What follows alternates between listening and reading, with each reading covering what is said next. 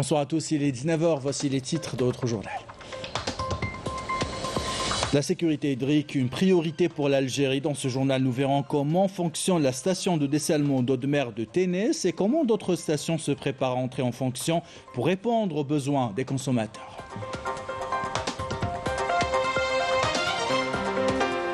La sécurité sanitaire passe par des investissements et une maîtrise de la technologie. Nous vous emmenons dans ce journal à Sidi Bel Abbès découvrir une unité de production qui forme et qui produit en respectant les normes internationales. La guerre de succession au trône a-t-elle commencé au Maroc? Les observateurs craignent une confrontation prochaine entre le prince héritier et son oncle. Enfin, un espace qui pourrait vous rappeler qu'il est temps d'aller acheter un livre et de prendre du temps pour nourrir votre esprit. Nous visitons une nouvelle bibliothèque et un espace de lecture à Ouled Fayet à Alger. Voilà pour les titres. Bienvenue à tous. Nous entamons ce journal avec notre sécurité hydrique. L'Algérie a décidé de recourir à une solution de dessalement d'eau de mer pour approvisionner sa population en eau potable. Si autres stations sont prévues dans 6 villes différentes parmi ces villes. Chlef, celle de Ténès est entrée en activité en 2015. Une autre station sera réalisée à Al-Marsa cette fois. Reportage de Karim Al-Ashmat, commentaire signé Yasmine Messaoudi. Sur une superficie de 6 hectares, la station de dessalement d'eau de mer de Ténès a été dotée des dernières technologies. Une station qui assure l'approvisionnement en eau potable des habitants de la wilaya de Chlef avec une capacité de production de 200 000 m3 par jour. La station de dessalement de Ténès est entrée en service au mois de juin 2015 avec une capacité de production de 72 millions m3 par an. Depuis sa mise en service, nous avons enregistré une production de 500 000 millions de mètres cubes. La station compte 80 employés. Nous utilisons la technique de l'osmose inverse qui consiste à récupérer 60% de l'énergie utilisée. Une station dirigée par des ingénieurs algériens qui veillent à fournir aux consommateurs une eau de qualité conforme aux normes internationales. Nous nous chargeons d'ajouter de l'hydroxyde de calcium ainsi que du chlore et de l'oxyde de carbone pour obtenir une eau potable. Dans ce laboratoire, nous nous chargeons également de l'analyse de l'eau de mer grâce à un matériel de pointe pour avoir une eau potable conforme aux normes internationales.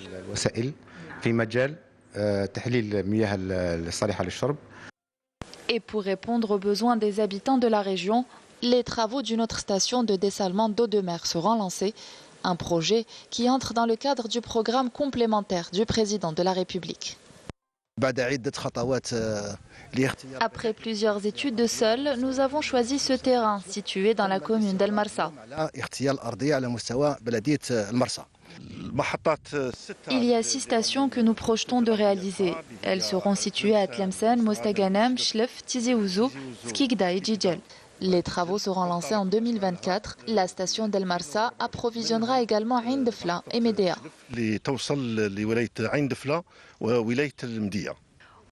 Ce projet stratégique permettra donc de répondre aux besoins en matière d'eau potable des habitants de la région et des wilayas avoisinantes. Et de la sécurité hydrique à la sécurité sanitaire qui passe notamment par la maîtrise et le développement d'unités de production parapharmaceutiques autonomes et innovantes. C'est le cas pour cette unité que nous vous invitons à visiter ce soir. Dans la wilaya de Sidi Bel Abbès, l'entreprise répond à 27 normes internationales. Reportage d'Abdouahab Aftis, commentaire signé Rena Lerari. Établie à Sidi Bel Abbès, cette entreprise de fabrication de produits parapharmaceutiques rassemble une équipe dynamique composée de 120 jeunes diplômés issus de l'université algérienne et des centres de formation professionnelle.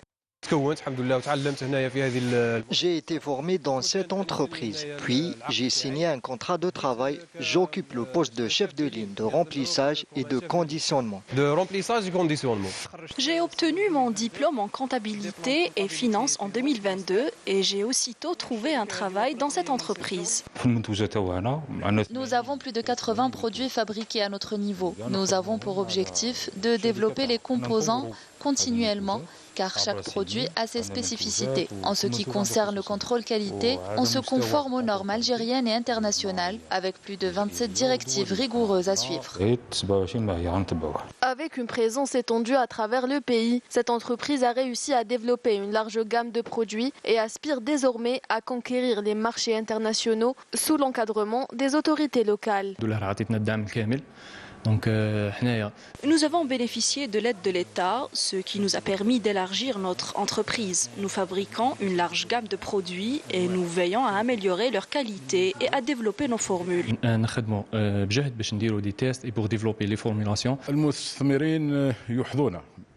Les investisseurs sont l'épine dorsale de la relance de l'économie nationale et pour cela, nous leur octroyons des facilitations et mettons à leur disposition toutes les conditions nécessaires pour l'investissement afin de créer des postes d'emploi et de la richesse.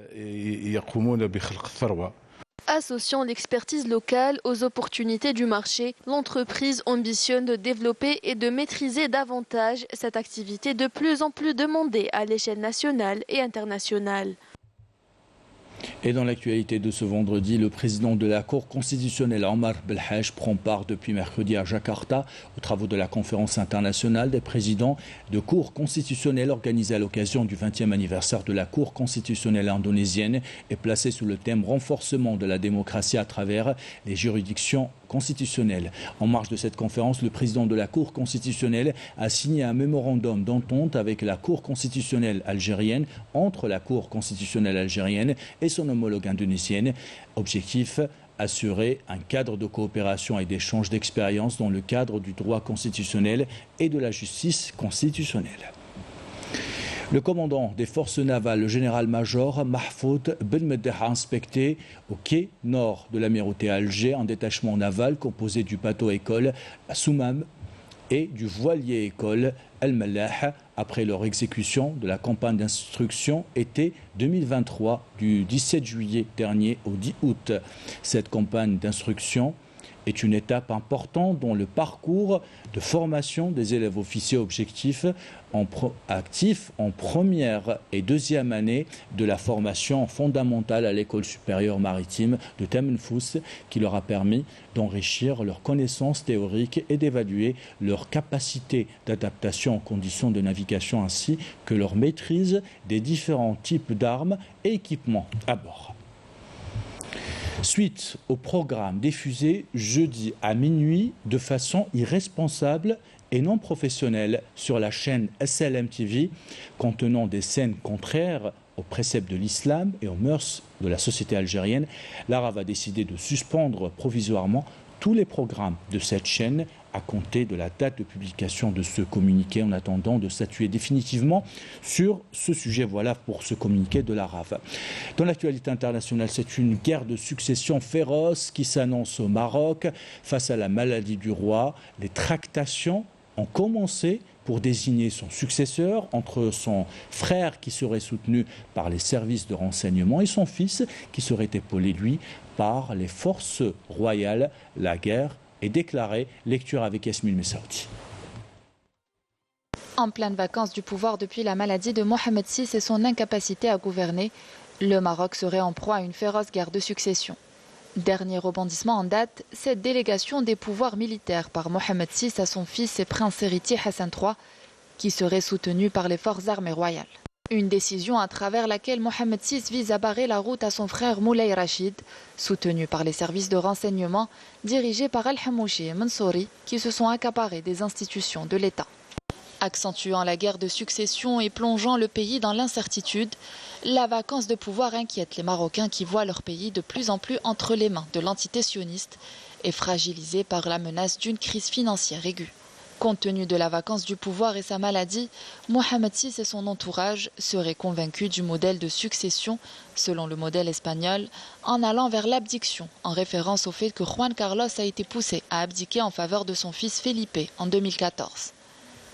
Une option qui fait cependant une farouche opposition de certains membres de la famille royale, soutenus par plusieurs personnalités influentes au Maroc. Une situation annonciatrice d'un lendemain incertain qui augmente la crainte d'un éventuel coup d'État dans le sillage d'une colère grandissante du peuple suite à l'effondrement du pouvoir d'achat la mainmise sioniste sur la vie politique, économique et sociale du pays.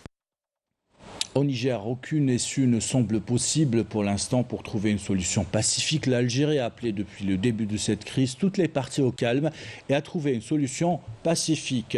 Le président de la Commission de l'Union africaine, l'Union européenne et l'ONU ont exprimé leur inquiétude face à la détérioration des conditions de détention de Mohamed Bazoum, appelant à sa libération immédiate et sans condition. Retour en Algérie, lecture à présent, ce souverain remède contre le dégoût de la vie. Le meilleur moment pour dévorer les livres demeure les vacances à Ouled Feit. C'est un espace original qui offre à la fois aux visiteurs un espace pour découvrir les livres, les lire et les acheter. Reportage signé Brim Damis. Pendant les vacances d'été, alors que les températures grimpent et les journées s'allongent, une activité intemporelle trouve sa place dans les cœurs des jeunes et moins jeunes, la lecture. Pour certains, elle n'est pas une simple activité, mais une échappatoire vers l'aventure et la découverte. Pour moi, les vacances d'été représentent le moment idéal pour lire et développer ses capacités cognitives. Je préfère lire pendant les vacances parce que c'est justement pendant les vacances que j'ai le temps. Avec le travail, avec les études, on n'a pas vraiment le temps. Les bibliothèques et les librairies offrent une variété de livres passionnants pour tous les âges. Des romans, des mangas ou des manuels scolaires, ces lieux sont une source inépuisable de lecture enrichissante. Les gens viennent réclamer souvent des romans pour les personnes d'âge mûr à jeunes. Pour ce qui est des mères, par exemple, des mamans, des familles, tout ce qui s'ensuit, souvent ils viennent chercher plus des Ozo, des Atlas, des livres, vraiment tout ce qui est culture. Vraiment tout ce qui est culture. On vient aussi chercher des livres classiques pour la rentrée scolaire. On a essayé de faire la répartition de ces livres-là au niveau de ce coin exactement, concernant le contenu des livres et concernant l'âge. Alors, on trouve là-bas un coin des figurines, des mangas et des livres qui sont interactifs pour les bébés et pour même des enfants à l'âge de 2 ans jusqu'à 4 ans. Et le coin qui est le plus demandé, c'est le coin des mangas. Parce qu'à l'âge, ils veulent remplacer le temps les utilisent aux réseaux sociaux par la lecture, pour se développer et pour mieux se cultiver. L'importance d'un équilibre entre le monde virtuel et le monde réel ne peut être sous-estimée, particulièrement pour les enfants. La lecture stimule leur imagination et renforce leur capacité de concentration et elle leur offre une précieuse opportunité de déconnexion. J'ai acheté Le Petit Prince. C'est un livre que j'adore. Genre, ça me rappelle mon enfance. Justement, je veux le donner. C'est un cadeau pour mon petit frère et ma petite sœur aussi. Je veux leur inculquer la lecture parce qu'ils ne lisent pas malheureusement. Par contre, moi et mon grand frère, on lit et justement, je veux leur apprendre que la lecture, c'est très important. C'est vrai avec maintenant la technologie, les téléphones, les réseaux sociaux, mais on ne peut pas remplacer un livre. Un livre, c'est un trésor. Nous essayons à travers l'organisation d'événements culturels d'apprendre aux enfants d'aimer la lecture et le livre, car le monde virtuel et les réseaux sociaux ont impacté les enfants et nous pensons qu'il est important de leur donner des alternatives saines.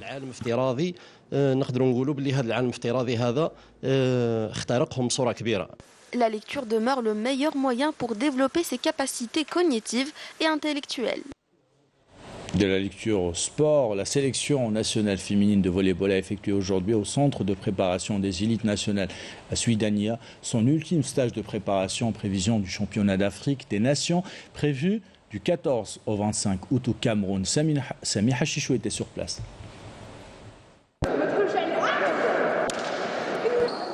Pour la sélection nationale de volley-ball, il s'agit de la dernière ligne droite avant de rallier la capitale camerounaise Yaoundé dimanche prochain, où elles essaieront de défier les ténors du volley-ball africain à l'occasion du championnat d'Afrique des Nations.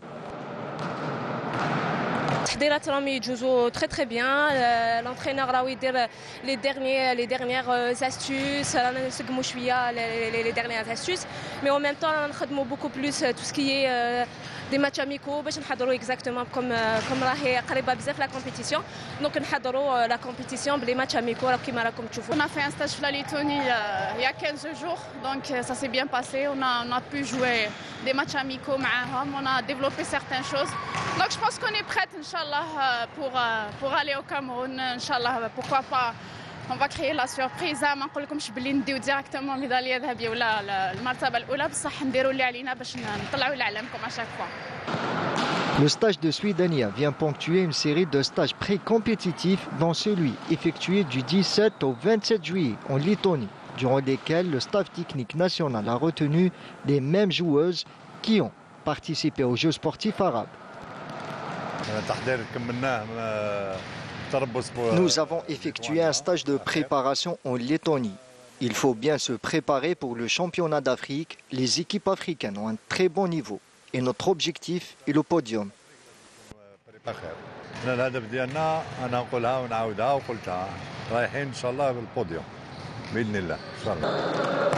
Un défi que nos volleyeuses tenteront de relever malgré la rude concurrence qui les attendra de la part de 18 autres nations présentes lors de ce rendez-vous continental.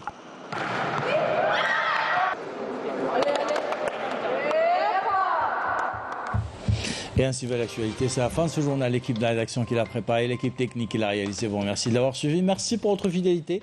Belle soirée.